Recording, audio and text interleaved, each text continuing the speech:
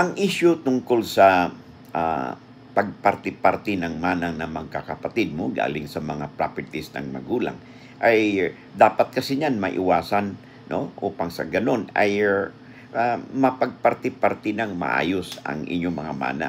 No, sa ganyang nangyari kasi sa inyo, no, may bahay at may existing na bahay at ngayon ay pinagparti-parti na, and then nagkakaroon ng encroachment or issue na yung bahay mo ay nasakop ng iba and all these things, no? Ang mabuti niyan at saka para maiwasan yung gulo, no, ay mabuti niyan ay umupo kayo at mag-usap kayo magkakapatid at sundin ninyo yung formula ng batas. Ano ba yung formula ng batas sa hatian, no, ng mana? Siyempre po, equal sharing po ng bawat mga anak o magkakapatid. So in this case kasi may bahay.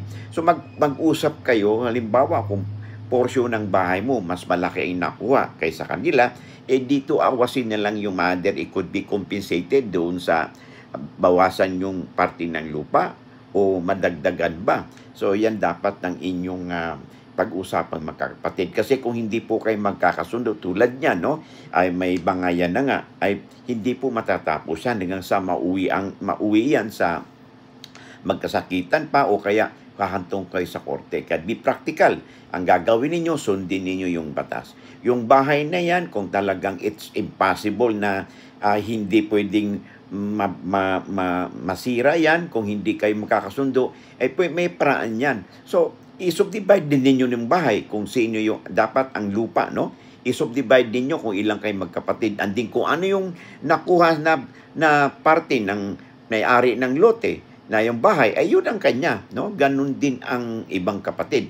So, para sa ganun, maiwasan po yung hidwaan ninyo. At ang mangyari lang dyan talaga is, yung bahay ninyo ay masasakripisyo. Pero, yan po talaga ang dapat ninyong gawin kasi ang bahay po ay talaga pong pag nagparti-parti na kayo magkakapatid, yung lupa po ang pinaka-importante dyan. Yung bahay ay secondary na lang po yan. Okay? So, mapapag-ugnayan kayo, no, sa isa't isa o kaya sa inyong lawyer for further information at iwasan po ninyo na hahantong pa sa korte ang inyong usapan o sa hindi maganda. Okay? Kasi po medyo madugo po, no, kung hindi kayo magkakaunawaan.